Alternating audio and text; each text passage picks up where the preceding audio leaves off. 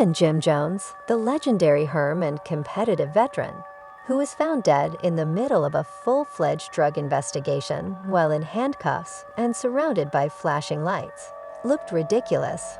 But the police scanners and sirens were blaring, and the shaky raw footage showed the rapper outside a dimly lit warehouse in what investigators claim was an approved cocaine exchange within minutes.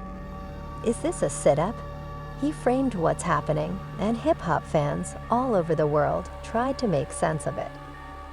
The real drama began when Camron, Jim's longtime friend, brother-in-arms, and co-founder went missing. His expression said it all. The delay, the stiffness in his jaw, the tightness in his eyes. And it wasn't just betrayal, but also sadness. Half the internet froze, and there are still a lot of unanswered questions. Was this years in the making, or was this the final break in a fraternity built on loyalty? The real story is tougher than anybody. This time, there was no doubting that the blurry tape leaked within minutes, and Jim's inner circle silence only fueled the frenzy. The streets of Harlem appeared colder under the dark, cloudy sky than usual. Unlike usual, when news spread quickly that Jim Jones had been arrested in connection with the cocaine trade, most people first refused to believe it. Could the Dipset legend, who had risen from the projects to international recognition, be involved in something so organized? Jim was standing next to a sleek black sub in the parking lot of a rundown warehouse when a shaky handheld shot started. His shadow was highlighted by a lone road, probably captured on the foam of a nearby pedestrian or security guard. The man he was meeting had a black hoodie on, but his face was hidden. But the transaction was clear. A small gift was passed from hand to hand, and witnesses heard a siren. The second officer surrounded the area, their credentials gleaming as they yelled instructions. The cloaked man disappeared into the darkness, leaving Jim with nothing to do but gaze. Camron, Jim's longtime partner and friend, was the person everyone wanted to hear from the most. On Reddit, someone asked if this was a power move by rival crews, an inside operation orchestrated by the FBI, or if Jim had reverted to old habits. The internet did what it always does, and social media sites lit up with questions like, is this real? And did they frame him? The rumors were endless and kept quiet for hours. You all don't know the half, he said quietly as he sat alone in a darkly lit room with a poem in hand. Without any dazzling background or loud soundtrack, Camron broke the silence that was booming across the city as a reminder of the mayhem developing after what felt like a lifetime. His response almost made the situation worse. Was he ashamed, complicit, or honestly in the dark following and critics alike raved for a comic? People urged him to elaborate in order to defend his sister and provide context. But Camron just stared at the camera, his eyes showing deep deceit and anger. Rumors started to circulate about what he meant, with some insiders speculating that Camron had tried to warn Jim months earlier, while others believed Cam had evidence of a larger scheme. One thing was certain, though, as viewers hung on every word in search of clarity, amid a storm of speculation.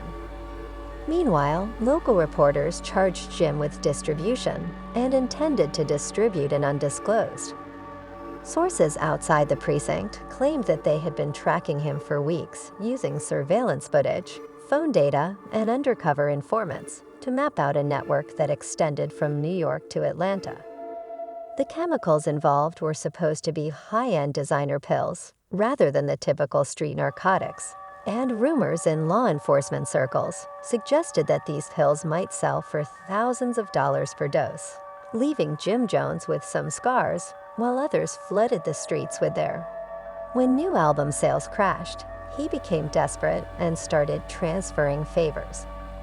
The phrase moving favors quickly became a meme, and some people thought it was code for establishing connections.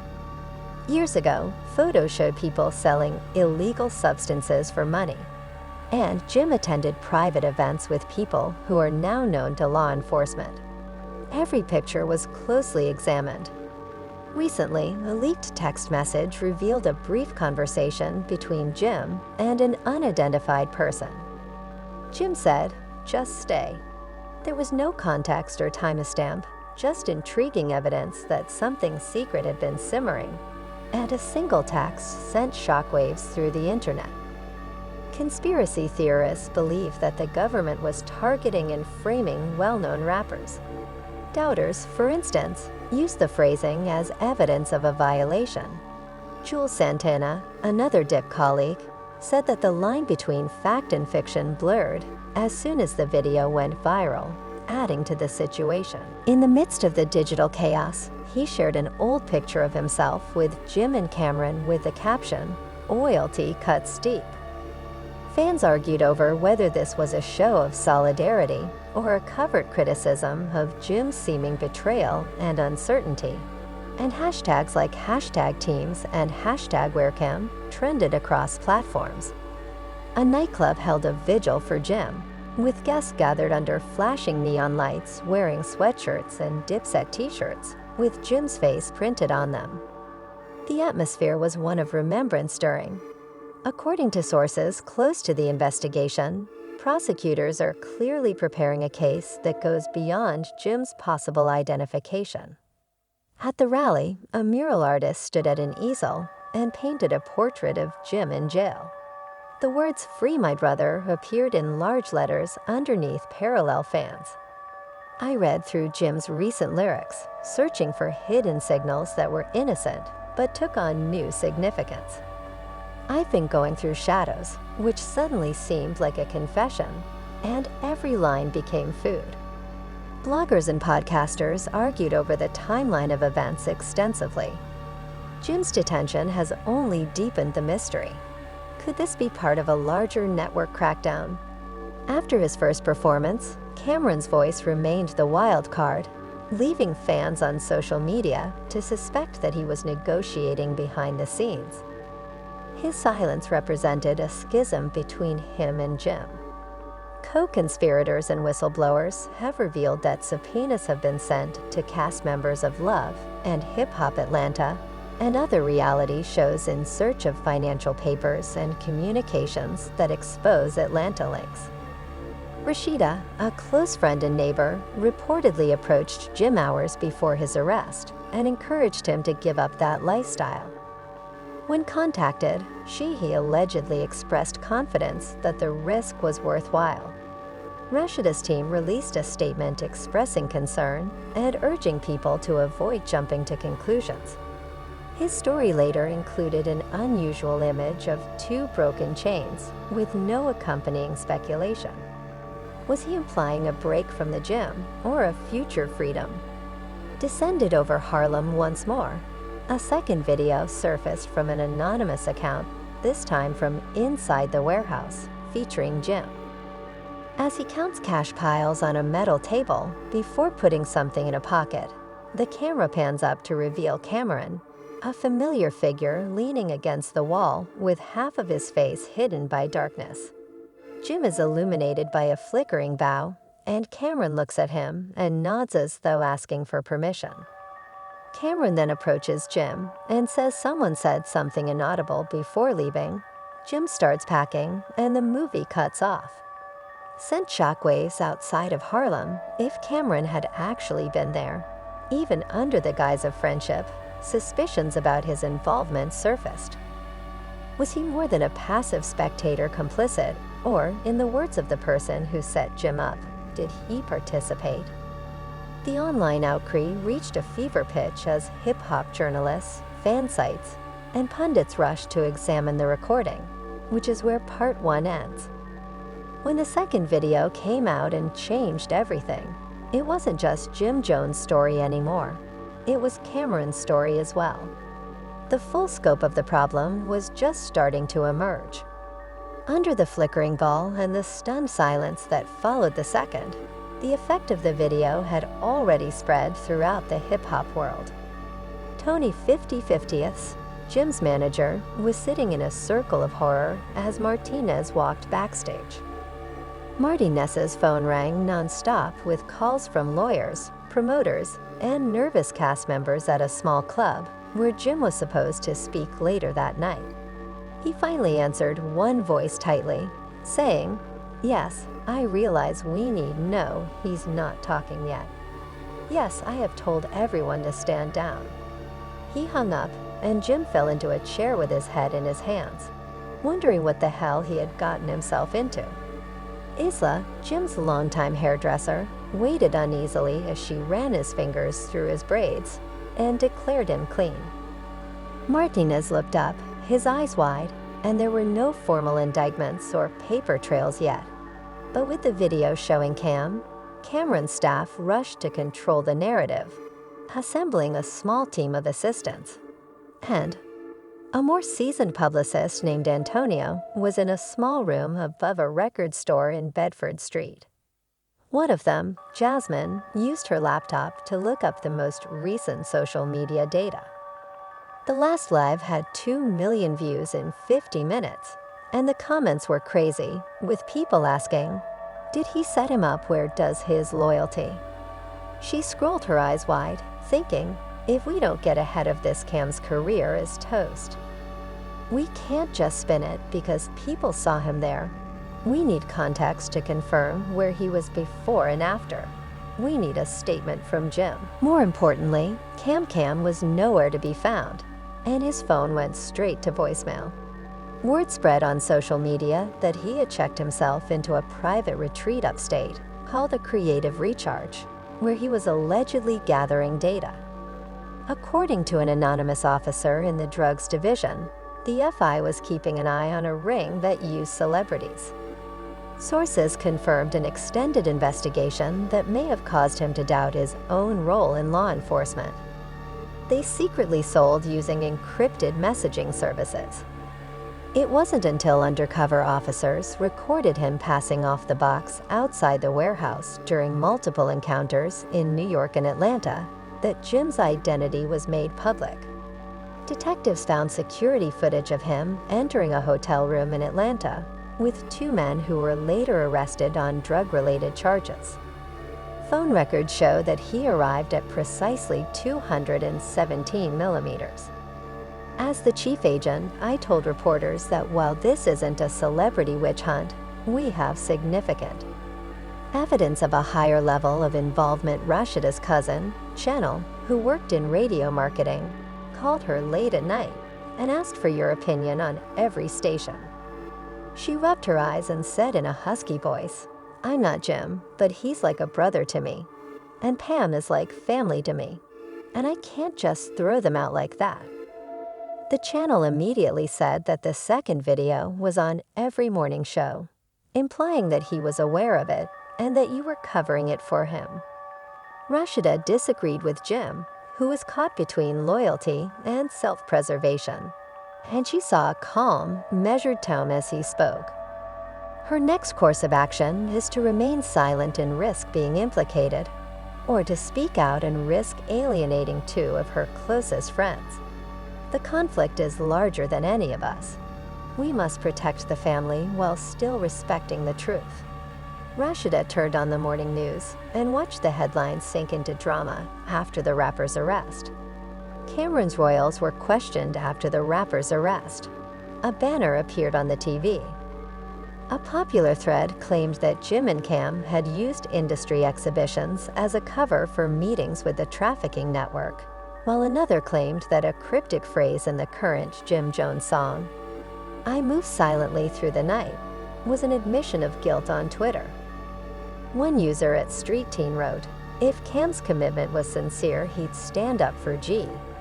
If Cam is in that video, he deserves an explanation." Reddit conspiracy theorists have pieced together time frames from event schedules, hotel check-ins, and interview dates. When Dave Swift was practicing his morning show in the best studios in the city, he leaked audio recordings of Jim's arrest announcement cameras.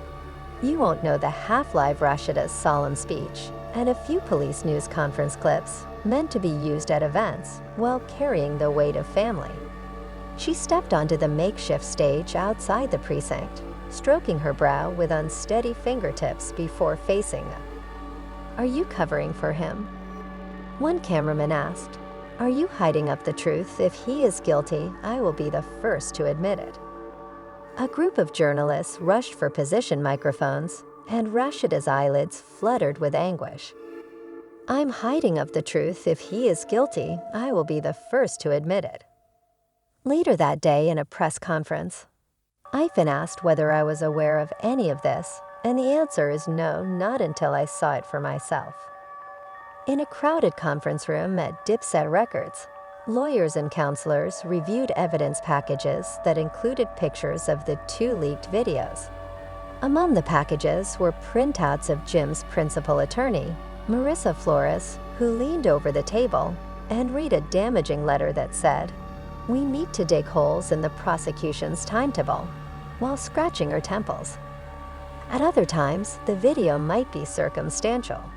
One investigator, who was looking at phone alerts, said they would want to separate the Atlanta cases. The team agreed, but there was a palpable sense of dread. A friend scoffed, "We're facing a public spectacle, and Camron is part of the jury pool." He appeared in the evening and provided a brief audio clip on his verified account. "I've always stood up for my family, and I'm gathering information. Please be patient." It was only 30 seconds, but it caused a new argument among fans. Some saw the cam silence as unity, while others saw it as complicity. Meanwhile, men were sitting at home scrolling through the chaos. When I got to Rashida, she replied in a tired voice, "They're tearing me apart. I'm trying to stand it out for the truth, but they won't let me exhale quietly." "You did what you needed to do, honey. Let the attorneys handle the rest. Keep your head up." He stopped, but look behind you. To control the damage, Dipset's brand manager arranged a meeting with Jim's core team, longtime supporters, street influencers, and local leaders.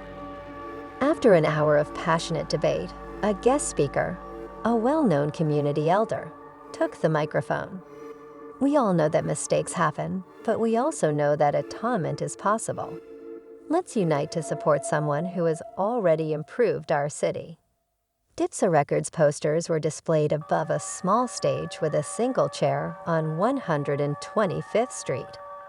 Volunteers brought out bottled water and banners with the word "support if you believe in redemption" printed in bold letters. Applause erupted, but uncertainty persisted as a cheeky local blogger muttered into a live stream microphone. According to a taboo outlet, applause does not cover legal fees overseas. Viewers had seen Camron enter the warehouse on surveillance footage 2 nights prior to his arrest, and Camron's spokeswoman responded that he complied perfectly. Any other opinion is inappropriate when it comes to law enforcement. He believes that justice will deal with these lies in due course. However, despite the vow, online discussion has only gotten more heated after. During the live broadcast, Jim's mother's nostrils flared as she yelled, "They treat him like a criminal."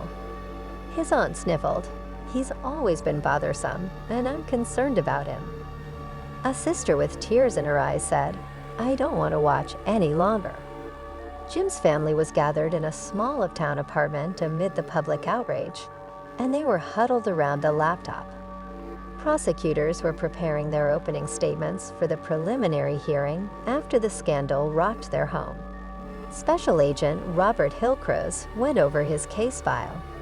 "We have sworn testimony from the hooded man who fled that night and identified Jim. Phone records connect him to the Atlanta suspects. We have the text message, 'We'll fight for an early indictment. Send a message that celebrities are not above the law.'" Outside activists arrived to demand. While promoting her channel, she asked a random guest, "What are your thoughts? Is Jim guilty?" The woman paused. "I'm not sure, but everyone is trying to use this. Nobody is talking about the real issue, the drugs that are causing damage to our children. It doesn't matter who sold them, we lost sight of the bigger picture." Tasha agreed. That evening, Jim Jones turned the conversation into a critique of social media exaggeration. In his first public appearance since his arrest, he stood on a low-rise stage at a backstage. A young admirer yelled, "We got you, Uncle Jim." Others cried out in solidarity as Jim faced reporters, taking a deep breath and declaring, "Yes, I was there that warehouse." He appeared tired and the audience fell silent. I raised my hand to greet everyone and thank them for coming. "I won't lie to you, but this is terrible. But I'm not here to advocate innocence or guilt. I'm here to tell you that I love you and that I'm fighting." When the reporter asked Jim about the alleged designer medications, he tightened his jaw and said, "Yes, I met that person, but you don't understand why, which I'll explain." Cameras flashed in front of the judge. "Until then, I remain innocent. They paint me with names. Don't even recognize me. Give me time. Give me a chance." As midnight drew near, the crisis showed no signs of abating. A third video clip revealed that Jim had allegedly recorded a voice message to Cam days before the XV agents had an unofficial podcast where they discussed every aspect of speculation. Callers discussed conspiracies, wiretap informants, and the possibility of a plea deal. Theories range from links to international cardos to insider dealings by rival artists. The voice was distorted, but the sentences were, "I received the box. Please let me know when you will relocate." The video ended abruptly, leaving viewers wonder if this was evidence of a conspiracy or just another digital diversion. The names of Jim Jones and Camron, whose relationship had been praised as peaceful in the past, stood out the most. Part 2 had exposed secrets and betrayals, and now the fate of Hop royalty was at stake. Part 3 saw shifting allegiances blur the line between right and wrong as the world waited anxiously for the next bombshell. The courtroom was filled with anxiety as the preliminary hearing began the following morning. Rows of chairs were packed with journalists, spectators, and interested bystanders. Jim Jones sat at. The prosecutor walked down the aisle, his attorney's eyes fixed on the defense table, and handed him the charges of transporting a prohibited drug over state lines, supported and embedded by an accomplice, specifically Black. The surveillance operation that resulted in Jim's arrest involved weeks of wiretaps, buys, and nocturnal stakeouts. He showed the Atlanta hotel tape, the shaky warehouse footage, and the leaked text messages.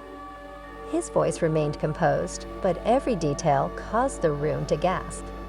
He ended by claiming that the data showed a pattern of. The news media swarmed the courts like vultures with anchors, and Flores Jim's lawyer stood up to begin her rebuttal with controlled composure, acknowledging certain facts but rejecting their relevance. She said that there was no solid evidence that the drug exchange was illegal, and there were no lab results or chain of custody that prove my client's right to the presumption of innocence outside. The transactions that suggest a larger distribution network sat down and whispered filled the room. In a dimly lit conference room of Jim's law firm, Flores and her colleagues searched through discovery objects buried beneath papers. The disclosure of phone records was unexpected. An unredacted surveillance report identified a crucial witness who had not yet been identified. The report that identified T.B. Black by his real name. Reporting live and flashing headlines that predicted the decline hit Dynasty's demise. Does loyalty withstand the scandal? This revelation brought Jim and Camron together multiple times, she said, wiping her forehead and taking a deep breath. We have to call this into doubt, she added, adding that if the witness is given mercy, his credibility is jeopardized. We need to file a request to it. She started gathering the required documentation, but Camron appeared oddly absent. Rumors circulated that he had been summoned for questioning as Terrence Tony to Williams, and his cooperation agreement seemed to indicate that testimony would be forthcoming. a material witness, although his lawyers denied this, saying he was only helping with the investigation. The information circulated under his name, and I fully cooperated with the police. I'm excited to share my side of the story. The timing seemed ideal, but Vo's online followers questioned whether his silence was a ploy or an indication of deeper involvement. Back on the streets, a makeshift shrine to Jim had transformed into a protest camp. Supporters brought tents, speakers, and boomboxes with old Dipset music, claiming Jim was being used as a scapegoat while real kingpins were freed. Accused them of promoting a drug-using lifestyle that harms their communities. A brief altercation between the parties led to police intervention, and a surprise witness named Laya Jim took the stand. The defense stylist, wearing a simple outfit, testified under oath that she saw Jim in his studio the night of the warehouse meeting, where he was working on artwork for his next album. The narrative questioned the prosecution's timeline, suggesting that the tape might have been manipulated or misquoted. As she walked away, she urged the court to take into account T. Black's discrepancies and questionable dependability. She also created a picture of a man who, instead of leading a criminal organization, had tried to rehabilitate his career. Based on the statute of doubt, which states that if there is a reasonable doubt, it must be found in favor of the defendant. The judge took a moment to review his notes, set a date for a formal arraignment, and issued a warning. The tone was negative. Every time Jim raised his hands during the hearing, I saw bits on a small television screen, and Rashida became alarmed.